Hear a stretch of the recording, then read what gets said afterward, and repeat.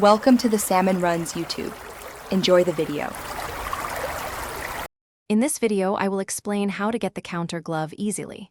To begin, you need to earn the DA Maze Runner badge. This process starts by locating a keypad, which can be found on either Moe Island or Slapple Island. This keypad has a 20% chance of spawning every 10 minutes, so you might need to be patient or server hop to find it. Once you find the keypad, you're ready for the next step in your quest. After locating the keypad, you'll need to calculate the correct code to enter the elude maze.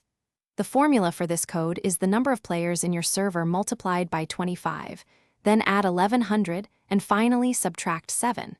For example, if there are 5 players, the code would be 1218. Input this code into the keypad to gain access to the maze, which is crucial for obtaining the counter glove. Once inside the elude maze, your next challenge is to summon and evade a creature named Pim. Locate and pull the lever behind the map to release Pim, who will then chase you. Your goal is to avoid Pim for a full 3 minutes. Pim is slightly faster than your character, so it's recommended to take sharp turns and utilize tight spaces to confuse its tracking. Successfully evading Pim is key to the counter glove's appearance.